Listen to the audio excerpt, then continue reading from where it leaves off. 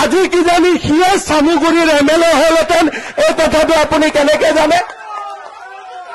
আজি আপুনি চাকৰি দি যদি দিছিলে, এজন ল'ৰাক আপুনি পুলিচত চাকৰি দিলে, চাকৰি নাপালে, সি কিজানি আজি চামুগুৰিৰ MLA ইলেকশ্যন উঠিলেহেঁতেন, সেই কথাটো আপুনি মনত ৰাখিব লাগে। চামুগুৰিৰ ল'ৰাক চানাচুৰ বিক্ৰী কৰা বুলি ক'ব, চামুগুৰিৰ ল'ৰাক মই চাকৰি দিয়া বুলি ক'ব। আজি চামুগুৰিৰ ৰাইজে এই অপমানৰ প্ৰতিশোধ ল'ব লাগিব। আপোনালোকে ল'বনে নাই? আপোনালোকে কওক, ল'বনে নাই? আপোনালোকে কওক। আপোনালোকে এই অপমানৰ প্ৰতিশোধ ল'ব। ৰকিবুল হুছেইন ডাঙৰীয়াক বুজাই দিব যে তুমি ভগৱানো নহয়, তুমি আল্লাহও নহয়, তুমি এজন সাধাৰণ মানুহ। চামুগুৰিৰ ৰাইজে আশীৰ্বাদ দিয়া বাবে তুমি মন্ত্ৰী হ'ব পাৰিছিলা, আৰু চামুগুৰিৰ ৰাইজে আশীৰ্বাদ দিয়া নাই বাবে তুমি এতিয়া ঘৰৰ দুৱাৰত বন্ধ হৈ থাকিবা।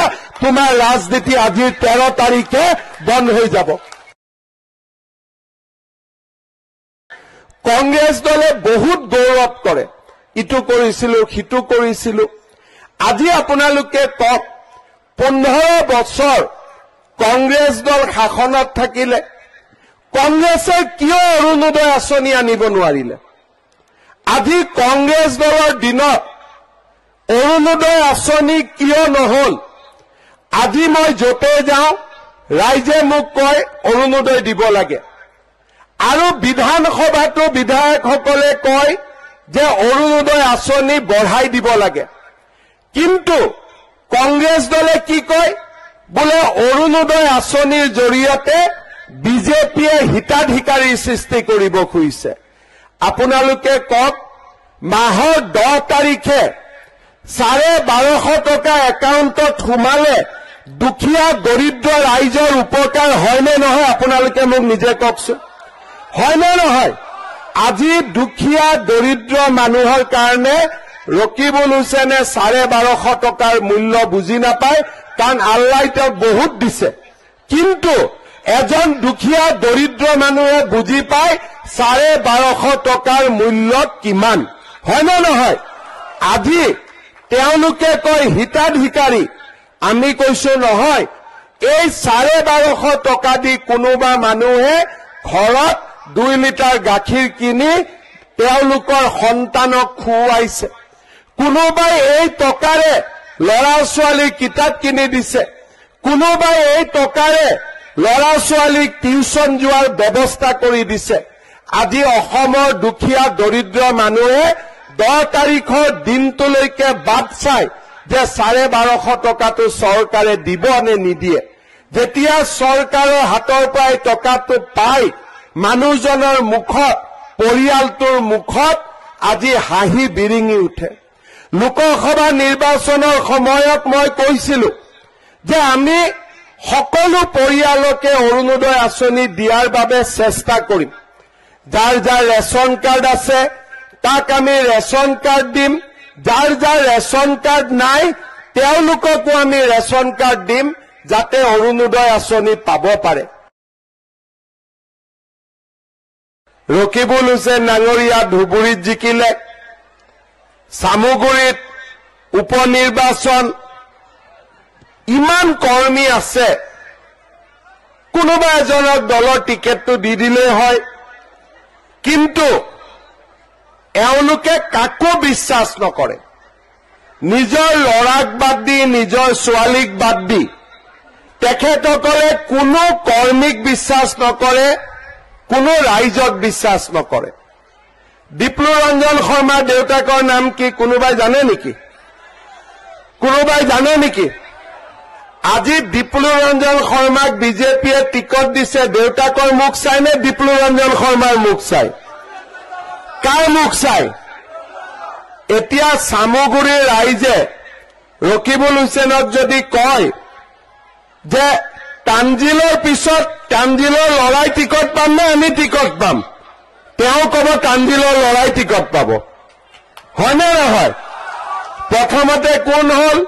নুৰুল হুছেইন ডাঙৰীয়া, এইবাৰ হ'ল ৰকিবুল হুছেইন ডাঙৰীয়া, তাৰপিছত হ'ল তানজিল হুছেইন ডাঙৰীয়া, আৰু ইয়াৰ পিছতো চামুগুৰিৰ মানুহ MLA হ'ব নোৱাৰে, তানজিল হুছেইনৰ ল'ৰাহে ইয়াত MLA হ'ব। এইটোৱে হৈছে কংগ্ৰেছ দলৰ নিয়ম। সাধাৰণ কাৰ্যকৰ্তাৰ ইয়াত কোনো ভেলু নাই। খালি বাপেকৰ পিছত পুতেক, পুতেকৰ পিছত নাতিনীয়েক, নাতিনীয়েকৰ পিছত নাতিনীয়েকৰ ল'ৰা, নাতিনীয়েকৰ ল'ৰাৰ পিছত আৰু নাতিনীয়েক, এনেকে চলি থাকে। বাকীবিলাকে খালি আমুল গাখীৰ খাই বাহিৰৰ পৰা চাই থাকিব লাগিব। হয়নে নহয়? যে কেনেকৈ ৰকিবুল হুছেইনে চামুগুৰিৰ মানুহক শোষণ কৰিছে, লুণ্ঠন কৰিছে, মাত্ৰ পৰিয়াল কেন্দ্ৰিক ৰাজনীতি কৰিছে। মোক লৈ যাওক না, ময়ে কৈ আহিম। আজিকালি বোলে ৰকিবুল হুছেইনে দাদাগিৰিও কৰে। মই বহুত দিন আগতে কৈছো, ৰকিবুল হুছেইনৰ দাদাগিৰি মানে নিমকি গুণ্ডা দাদাগিৰি, ইয়াত কোনো ভেলু নাই। এইবিলাক দাদাগিৰিৰ কোনো ভেলু নাই। অসম চৰকাৰৰ কব্জা বহুত টাইট আছে, হয়নে নহয়? আমাৰ চৰকাৰৰ কব্জা টাইট আছে নে নাই? গোটেই কাজিৰঙাত গড় হত্যা বন্ধ হৈ গ'ল নে নাই?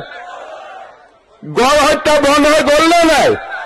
তো আজি আপোনালোকে চাওক যে ৰকিবুল হুছেইনে দিনে ৰাতিয়ে চামুগুৰিত আছে। যদি বেলেগ এজন কেণ্ডিডেট হলহেঁতেন, নিজৰ ল'ৰা নহলহেঁতেন, ইমান খাটিলেহেঁতেন নেকি? ইমান খাটিলেহেঁতেন নেকি? যদি আপোনাৰ ল'ৰা, মোৰ ল'ৰা ইলেকশ্যন উঠিলেহেঁতেন, ইমান খাটিলেহেঁতেন নেকি? তেওঁলোকে নিজৰ পৰিয়ালৰ বাদে একোৱেই কথা বুজি নাপায়। মই সেইবাবে চামুগুৰিৰ ৰাইজক অনুৰোধ কৰিম, এইবাৰৰ নিৰ্বাচনত আপোনালোকে সকলোৱে লগ হৈ ভাৰতীয় জনতা পাৰ্টি, অসম গণ পৰিষদ দলৰ প্ৰাৰ্থী বিপ্লৱ ৰঞ্জন শৰ্মাক বিপুল ভোটত বিজয়ী কৰক। এইবাৰ ইলেকশ্যনত আহিলে চামুগুৰিত আৰু দ্বিতীয়বাৰ ৰকিবুল হুছেইন নাহে। চামুগুৰিৰ মানুহে চামুগুৰিৰ ৰাজনীতি কণ্ট্ৰল কৰিব পাৰিব। আমলখি টি গাৰ্ডেনৰ ৰাইজে মোক মেমৰেণ্ডাম দিছে যে আমি দৰমহাত 205 টকা পাই আছো, আমি 250 টকা পাব লাগে। তেওঁলোকে এইটো পাবই লাগে, মোক মেমৰেণ্ডাম দিব দৰকাৰ নাই। 1 জানুৱাৰীৰ পৰা আপোনালোকে 250 টকা পাব, এই প্ৰতিশ্ৰুতি মই আজি আপোনালোকক দি থৈ গৈছো। জিতু গোস্বামীয়ে মোক কৈছে চামুগুৰি হায়াৰ ছেকেণ্ডেৰী স্কুলখন মডেল স্কুললৈকে লৈ যাব লাগে, শিঙিমাৰী হস্পিটেলখন আপগ্ৰেড কৰিব লাগে, চালপাৰাত এখন ষ্টেডিয়াম পাতিব লাগে, ভুৱন বন্ধা বৰহমপুৰৰ ৰিভাৰ প্ৰটেকশ্যনৰ কাম কৰিব লাগে, আৰু চামুগুৰি সমষ্টিত ৰাস্তাৰ ডেভেলপমেণ্টৰ বাবে এটা বিশেষ পেকেজ দিব লাগে। এই গোটেইখিনি কাম আজিয়ে মই আপোনালোকক প্ৰতিশ্ৰুতি দিছো যে যি ধৰণে জিতু গোস্বামী ডাঙৰীয়াই দিছে তেনেকে আপোনালোকৰ গোটেই কামখিনি মই কৰি দিম। কংগ্ৰেছ দলে বহুত গৌৰৱ কৰে, ইটো কৰিছিলো সিটো কৰিছিলো। আজি আপোনালোকে কওক, 15 বছৰ কংগ্ৰেছ দল শাসনত থাকিলে কংগ্ৰেছে কিয় অৰুণোদয় আঁচনি আনিব নোৱাৰিলে? আজি কংগ্ৰেছ দলৰ দিনত অৰুণোদয় আঁচনি কিয় নহল? আজি মই য'তে যাওঁ ৰাইজে মোক কয় অৰুণোদয় দিব লাগে, আৰু বিধানসভাতো বিধায়কসকলে কয় যে অৰুণোদয় আঁচনি বঢ়াই দিব লাগে। কিন্তু কংগ্ৰেছ দলে কি কয়? বোলে অৰুণোদয় আঁচনিৰ জৰিয়তে বিজেপিয়ে হিতাধিকাৰীৰ সৃষ্টি কৰিব খুজিছে। আপোনালোকে কওক, মাহৰ 10 তাৰিখে 1250 টকা একাউণ্টত সোমালে দুখীয়া দৰিদ্ৰ ৰাইজৰ উপকাৰ হয়নে নহয়? আপোনালোকে মোক নিজে কওকচোন, হয়নে নহয়? আজি দুখীয়া দৰিদ্ৰ মানুহৰ কাৰণে ৰকিবুল হুছেইনে 1250 টকাৰ মূল্য বুজি নাপায়, কাৰণ আল্লাই তেওঁক বহুত দিছে। কিন্তু এজন দুখীয়া দৰিদ্ৰ মানুহে বুজি পায় 1250 টকাৰ মূল্য কিমান, হয়নে নহয়? আজি তেওঁলোকে কয় হিতাধিকাৰী, আমি কৈছো নহয়। এই 1250 টকা দি কোনোবা মানুহে ঘৰত 2 লিটাৰ গাখীৰ কিনি তেওঁলোকৰ সন্তানক খুৱাইছে, কোনোবাই এই টকাৰে ল'ৰা ছোৱালীৰ কিতাপ কিনি দিছে, কোনোবাই এই টকাৰে ল'ৰা ছোৱালীক টিউচন যোৱাৰ ব্যৱস্থা কৰি দিছে। আজি অসমৰ দুখীয়া দৰিদ্ৰ মানুহে 10 তাৰিখৰ দিনটোলৈকে বাদ চাই যে 1250 টকাটো চৰকাৰে দিব নে নিদিয়ে। যেতিয়া চৰকাৰৰ হাতৰ পৰাই টকাটো পাই মানুহজনৰ মুখত, পৰিয়ালটোৰ মুখত আজি হাঁহি বিৰিঙি উঠে। লোকসভা নিৰ্বাচনৰ সময়ত মই কৈছিলো যে আমি সকলো পৰিয়ালকে অৰুণোদয় আঁচনি দিয়াৰ বাবে চেষ্টা কৰিম। যাৰ যাৰ ৰেচন কাৰ্ড আছে তাক আমি ৰেচন কাৰ্ড দিম, যাৰ যাৰ ৰেচন কাৰ্ড নাই তেওঁলোককো আমি ৰেচন কাৰ্ড দিম, যাতে অৰুণোদয় আঁচনি পাব পাৰে। আজি আমাৰ অসমত আমি সিদ্ধান্ত লৈছো চৰকাৰী চাকৰি 1.5-2 লাখ দিয়াৰ পিছত 2 লাখ ল'ৰা ছোৱালীক আমি এই 2 লাখ টকাৰ আমি লোন আৰু সাবসিডি দিম, তাৰো আজি আমি সিদ্ধান্ত গ্ৰহণ কৰিছো। আজি আপোনালোকে চিন্তা কৰক, আমাৰ চৰকাৰৰ দিনত দুখীয়া পৰিয়ালে অৰুণোদয় পাইছে, দুখীয়া পৰিয়ালে 1250 টকাৰ অৰুণোদয় পাইছে, 5 কেজি ৰেচন কাৰ্ড পাইছে, 5 লাখ টকাৰ আয়ুষ্মান ভাৰতৰ কাৰ্ড পাইছে। আজিৰ সভাত মই নতুনকৈ আৰু এটা কথা ক'ব খুজিছিলো যে আগতে আয়ুষ্মান ভাৰত কাৰ্ড পাবৰ কাৰণে আমাক ৰেচন কাৰ্ডৰ দৰকাৰ আছিল। চৰকাৰী চাকৰিয়ালে ৰিটায়াৰমেণ্ট পালে আয়ুষ্মান ভাৰতৰ কাৰ্ড নাপাইছিলে আৰু কাৰোবাৰ ঘৰত ৰেচন কাৰ্ড নাথাকিলেও আয়ুষ্মান ভাৰতৰ কাৰ্ড নাপাইছিলে। আজি আমি ঘোষণা কৰিব খুজিছো ৰেচন কাৰ্ড থাকক বা নাথাকক, ধনী হওক দুখীয়া হওক, 70 বছৰৰ ওপৰৰ সকলো বয়োজ্যেষ্ঠ ফেমিলিত আমি 5 লাখ টকাৰ চিকিৎসা সাহায্য যাতে পাব পাৰে তাৰ বাবে আমি আয়ুষ্মান ভাৰতৰ কাৰ্ড দিম। 1.5 বছৰ আমাৰ ৰাজ্য চৰকাৰখনে আপোনালোকৰ কাৰণে কাম কৰাৰ সুযোগ পাব। দিল্লীত মোদী ডাঙৰীয়াৰ চৰকাৰ 3 মাহ আগতে গঠন হৈছে, 4 বছৰ 7 মাহ নৰেন্দ্ৰ মোদী ডাঙৰীয়াৰ এই কাৰ্যকাল চলি থাকিব। চামুগুৰি সমষ্টিত যদি আমাক উন্নয়ন লাগে, চামুগুৰি সমষ্টিত যদি আমাক বিকাশ লাগে, আমি দিছপুৰত বিজেপিৰ চৰকাৰ, দিল্লীত বিজেপিৰ চৰকাৰ আৰু এই দুইটা চৰকাৰৰ লগত যদি আমি একেলগে ভোট দিওঁ, চামুগুৰি সমষ্টি অসমৰ ভিতৰতে এটা সৰ্বাংগ সুন্দৰ সমষ্টিলৈ ৰূপান্তৰিত হ'ব পাৰে।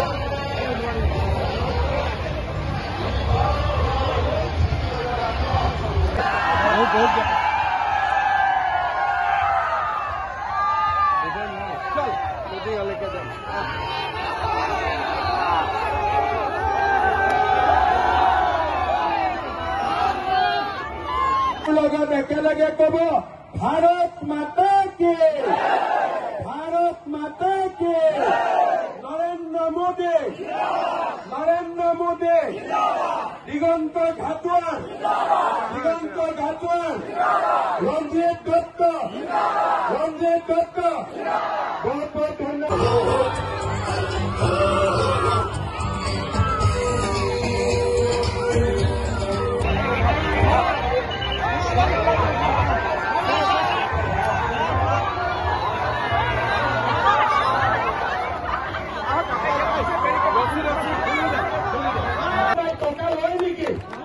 চৰকাৰী চাকৰিৰ নামত কোনোবাই টকা ল'ব পাৰে নেকি? আজি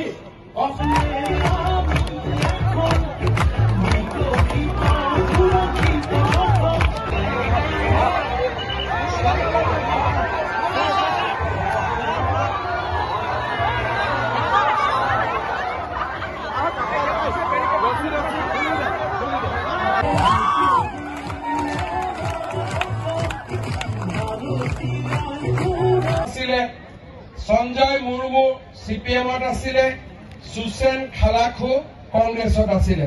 সকলোকে আমাৰ দললৈ বহুত বহুত আদৰণি জনাইছো। ধন্যবাদ।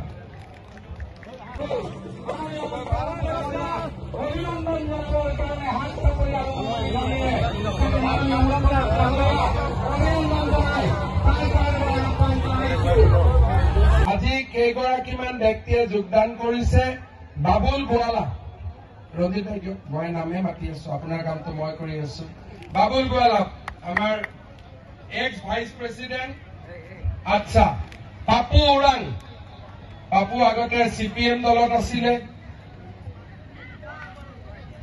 এডমন হেমৰং। এই বিহালীতে আমি সকলোৱে জানো যে আমাৰ বিহালী সংৰক্ষিত বনাঞ্চলত সোণালী বান্দৰ, টুপিমূৰীয়া বান্দৰকে ধৰি মহাপুৰুষ শ্ৰীমন্ত শংকৰদেৱে গাংমৌ থানতেই প্ৰথম জন্মগ্ৰহণ কৰিছিলে আৰু অসমৰ ভাষা, সংস্কৃতি, ৰাজনৈতিক জীৱনৰ প্ৰতি অভূত দিগন্ত ঘাটুৱাৰ ডাঙৰীয়াই আপোনালোকৰ ওচৰত এটা সেৱা ল'ব। আপোনালোকে সকলোৰে হাত চাপৰি আৰু উৰুলিৰে তেখেতক আশীৰ্বাদ কৰক।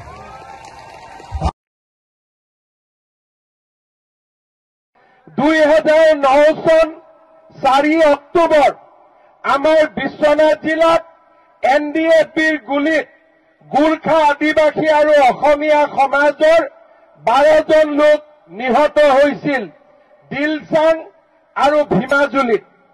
2014 চনৰ 23 ডিচেম্বৰত NDAPৰ গুলীত আদিবাসী কমিউনিটিৰ আমাৰ কেইবাজনো লোক 27 জন লোক মাটিয়ালু বস্তি, সীমাংপুৰী, জিঞ্জিয়াত নিহত হৈছিল। NDAPৰ গুলীত 23 চনতে জোঙাল বস্তি, বাটাচীপুৰ, শান্তিপুৰ, ঢেকিয়াজুলিত 6 জন লোক নিহত হৈছিল। NDAPৰ গুলীত সেই সময়ত সোণাজুলিত 3 জন লোক নিহত হৈছিল। আজি আপোনালোকে মোক কওক যে অসমত যেতিয়াৰ পৰা বিজেপি চৰকাৰ গঠন হৈছে, কোনোবা গোৰ্খা আৰু আদিবাসী, কোনোবা বিদ্ৰোহীৰ গুলীত নিহত হৈছে নেকি? কোনোবা মানুহে আমাৰ এই সমাজখনত অশান্তি সৃষ্টি কৰিব পাৰিছে নেকি? কিন্তু কংগ্ৰেছৰ দিনত গোৰ্খা আৰু আদিবাসী, আমাৰ অসমীয়া আৰু বিভিন্ন জনগোষ্ঠীৰ লোকৰ তেজেৰে ফাকুৱা খেলা হৈছিল। সেই কথা কংগ্ৰেছৰ লোকসকলে পাহৰি যাব নালাগে। অসমৰ খিলঞ্জীয়া জনগোষ্ঠী গোৰ্খাক বিদেশী ৰক্ষা কোনে দিছিল? কংগ্ৰেছে দিছিল নে নাই? আপোনালোকে আজি এই কথা আপোনালোকে এবাৰ মনত পেলাওক। ডি ভোটাৰৰ নামত কংগ্ৰেছে গোৰ্খাসকলক শাস্তি কিমান দিনলৈ দি আছিল আপোনালোকে মনত পেলাওক। আজি ছবিলাল উপাধ্যায় যিগৰাকী মহান নেতাই কৈছিল, আমি খিলঞ্জীয়া অসমীয়া ভাষাক আমাৰ চৰকাৰী ভাষা, আমাৰ ৰাজ্যিক ভাষা কৰিবৰ কাৰণে আমি সৰ্বস্ব বিসৰ্জন দিম। সেইগৰাকী ছবিলাল উপাধ্যায়ৰ প্ৰজন্ম গোৰ্খা লোকসকলক ইমান দিনে বিদেশী ৰক্ষা দি থকা লোকসকল সেই কংগ্ৰেছীসকলে আছিল নে নাই? আপোনালোকে আজি আকৌ এবাৰ মনত পেলাওক। আজি ৰঞ্জিত দত্ত